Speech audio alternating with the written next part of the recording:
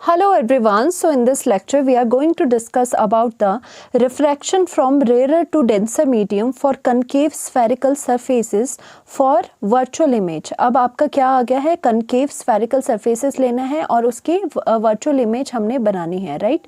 सो हम अभी भी केस कैसे कर रहे हैं, हम अभी rarer to denser कर रहे हैं। दैट मीन्स जो इससे पहले दो लेक्चर्स में आपने एक्सप्रेशन निकाला है, सेम एक्सप्रेशन आपका निकलने वाला है, बट जो आपका सिनेरियो है वो थोड़ा डिफरेंट है, ओके, बट आपका जो रिजल्ट है वो आपका सेम आएगा। सो वी विल ड्रॉ, आपका क्या है, कनकेव स्फेरिकल मिरर है। अब देखो कनकेव स्फेरिकल मिरर ऐसे होते हैं, right. Concave spherical mirror are like this. So यहाँ पर सपोज करें कि this is your principal axis and this is your mu two जो मीडियम है, this is your mu one medium, और ये क्या हो जाएगा, this is your denser medium.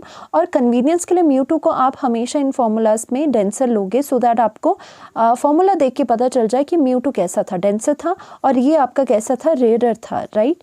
अब क्या करोगे, यहाँ पर सम ऑब्जेक्ट ले लोगे, यहाँ ऑब्जेक्ट लेना पड़ेगा। उससे पहले हम यहाँ पर सेंटर ऑफ कर्वेचर देख लेते हैं, बिकॉज सेंटर ऑफ कर्वेचर से हमें क्या ड्रॉ करना है, हमें सेंटर ऑफ कर्वेचर से एक रे ड्रॉ करनी है जो कि कैसी होगी, जो कि हमेशा परपेंडिकुलरली फॉल करेगी। दैट मीन्स ये सर्व करेगी एज अ नॉर्मल की तरह आपका, राइट, क्योंकि जब भी आपके सेंटर ऑफ कर्वेचर से कोई रे जाती है वो नॉर्मली ही जाती है।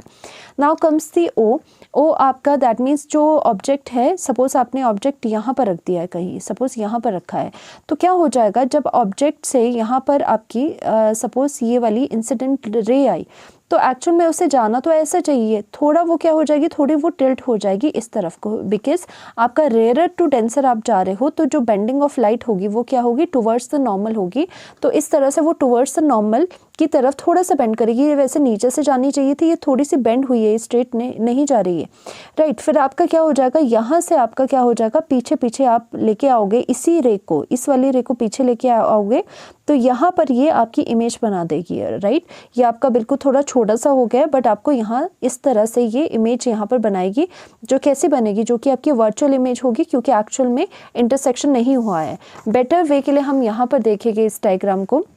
यहाँ पर क्या हुआ है, सेंटर ऑफ कर्वेचर से आपने ये नॉर्मल ड्रॉ करा है, ऑब्जेक्ट से आपकी एक रे आ रही है यहाँ पे, फिर वो रेयर से डेंसर मीडियम जाने पे क्या हो जाएगा, उसका जो रिफ्रैक्शन हो जाएगा वो टुवर्ड्स द नॉर्मल हो जाएगा, इस तरफ को थोड़ा बेंड हो जाएगी वो। अगर ये इस तरफ को बेंड हो गई, तो अगर उसे रिट्रेस हम पीछे करेंगे, क्योंकि ये वाली जो आपकी रिफ्रैक्टेड रे है वो कभी भी इसके साथ मिलेगी तो नहीं, इमेज तो यहाँ नहीं बनेगी, तो कहाँ बनेगी, उसको हम रिट्रेस करेंगे, बैकवर्ड हम उसे रिट्रेस करेंगे, और जहाँ पर वो मीट करेगी दैट इज योर यहाँ पर इमेज बन जाएगी, राइट। और जैसे कि हम करते आए हैं, हमें क्या करना है कि ऑब्जेक्ट के साथ प्रिंसिपल एक्सिस का अल्फा एंगल लेना है, इमेज के साथ बीटा एंगल लेना है, एंड सेंटर ऑफ कर्वेचर के साथ आपको गामा एंगल लेना है, राइट। अब यहाँ पर क्या देखने वाली बात है कि जो ये इंसिडेंट रे है विद द नॉर्मल, वो आई एंगल, इंसिडेंस एंगल, ये पूरा है, ये पूरा एंगल इंसिडेंस है, और ये पूरा एंगल रिफ्रैक्शन एंगल है, okay, angle of refraction.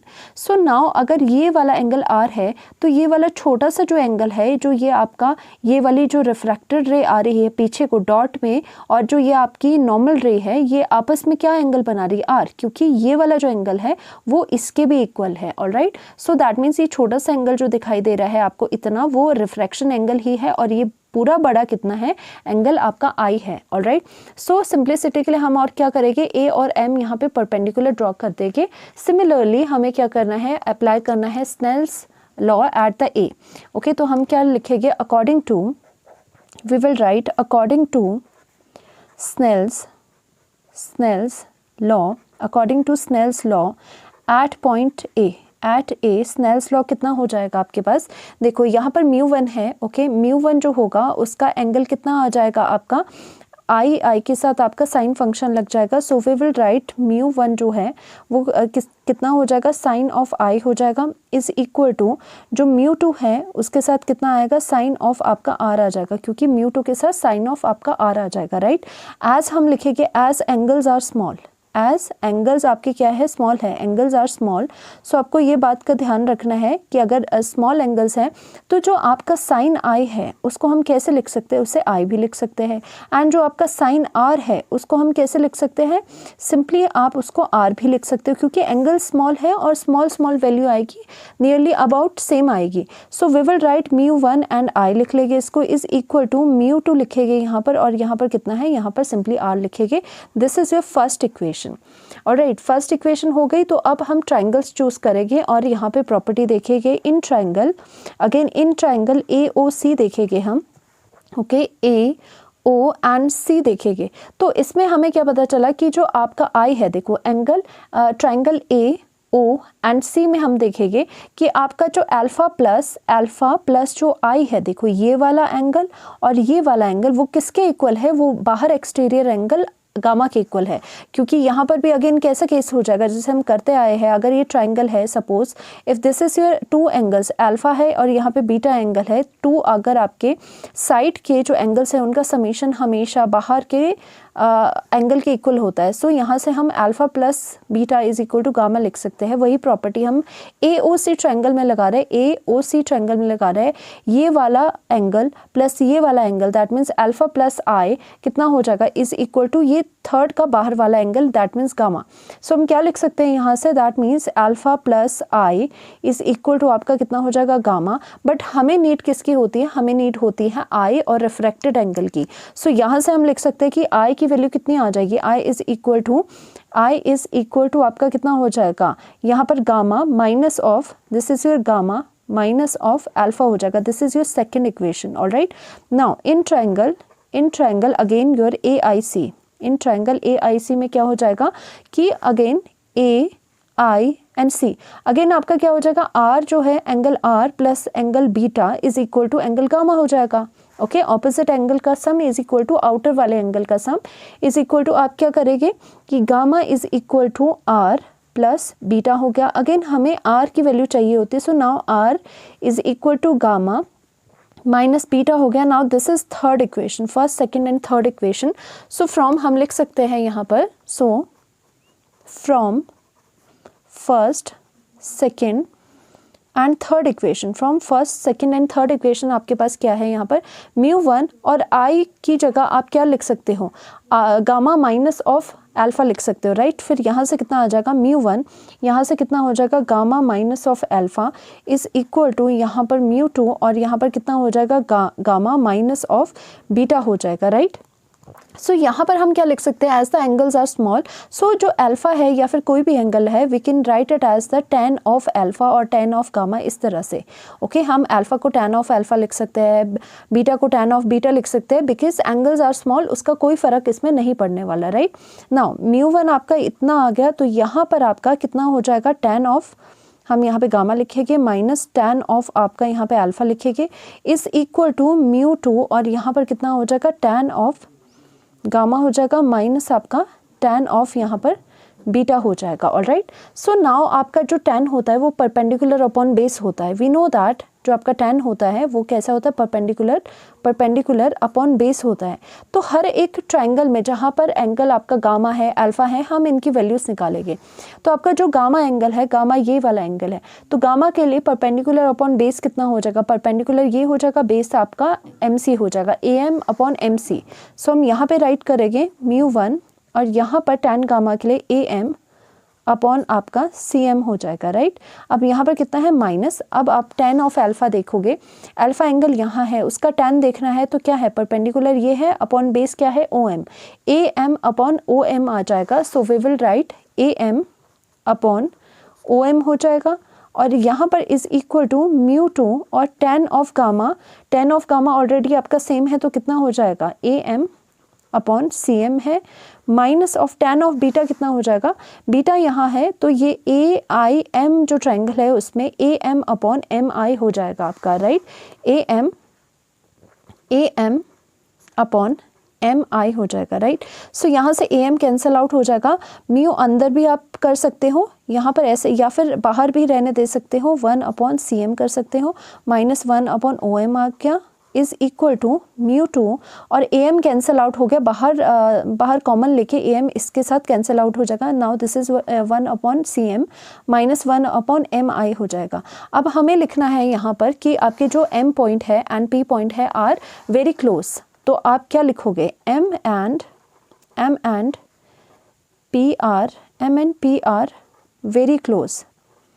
Very close to each other. Okay, close होने की वजह से क्या हो जाएगा, आप रिप्लेस करोगे, आप क्या करोगे, रिप्लेस करोगे किसको, M with P। Okay, m को p से आप रिप्लेस करोगे, तो m को p से रिप्लेस करा तो आपका कितना आ गया यहाँ पर μ1 अपॉन कितना हो जाएगा यहाँ पर c p हो जाएगा, ओके, माइनस μ1 अपॉन आपका कितना हो जाएगा OP is equal to μ2 upon CP हो जाएगा माइनस μ2 अपॉन यहाँ पर कितना हो जाएगा PI हो जाएगा, राइट, PI। तो हमें देखना CP क्या है, OP क्या है, ये सब चीज़ें देखनी है। तो CP एक्चुअल में क्या है, देखो वैसे आपको पता होना चाहिए कि ऑब्जेक्ट से लेके पोल तक का डिस्टेंस कितना होता है v, एंड इमेज से पोल तक का डिस्टेंस होता है ये u हो गया और ये आपका v हो गया, एंड यहाँ से लेके यहाँ तक का c तक का डिस्टेंस होता है r। सो जब हमें यहाँ पर CP देखना है, CP क्या है यहाँ पर C एंड P, पोल से लेके आपका डिस्टेंस कैसे देखा जा रहा है, आपकी जो रे है वो राइट हैंड साइड को जा रही है और जो सारे डिस्टेंसेस है चाहे वो R है चाहे V है चाहे U है वो लेफ्ट हैंड साइड को आ रहे हैं, दैट मीन सारे नेगेटिव में आएंगे। तो आपका जो CP होगा वो माइनस ऑफ R हो जाएगा।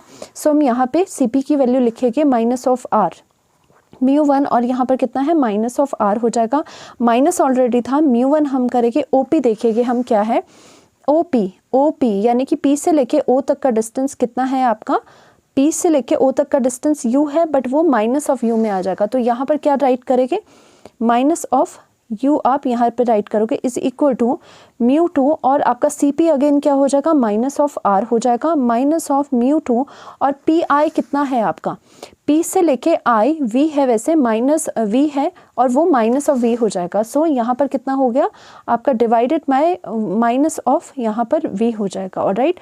सो यहाँ पर क्या करना है R को एक साइड करना है और आपके जो V एंड U वाले हैं वो आपको एक साइड करना है। सो यहाँ पर क्या लिखोगे आप μ2 अपॉन R, ओके, ये क्या हो जाएगा μ2 अपॉन R है उस तरफ जाके पॉजिटिव में आएगा, यहाँ पे नेगेटिव ऑलरेडी है, μ1 अपॉन R हो गया यहाँ पर, राइट, इज इक्वल टू यहाँ पर μ2 अपॉन V। देखो यहाँ पर μ2 माइनस माइनस प्लस यहाँ पर V हो जाएगा, एंड यहाँ पर क्या है माइनस माइनस प्लस था, ये पूरा प्लस था, उधर जाने पे माइनस हो गया, माइनस आपका μ1 अपॉन U हो गया, ऑलराइट। सो यहाँ पर आप क्या लिखोगे फर्दर, दैट मीन्स आपका यहाँ पर क्या है, यहाँ पर कितना आ रहा है माइनस ऑफ U1, इसको U1 को अगर हम आगे लिखे इस u1 को हम आगे μ1 को अगर आगे लिखे तो कितना हो जाएगा माइनस ऑफ μ1, क्योंकि सारे फॉर्मूला हमने ऐसे ही किए हैं तो बेटर है कि हम ऐसे इसे लर्न करें, प्लस μ2 अपॉन v लिखेंगे is equal to r common निकालोगे 1 अपॉन r कॉमन आ जाएगा और आपका यहाँ पर कितना है μ2 माइनस ऑफ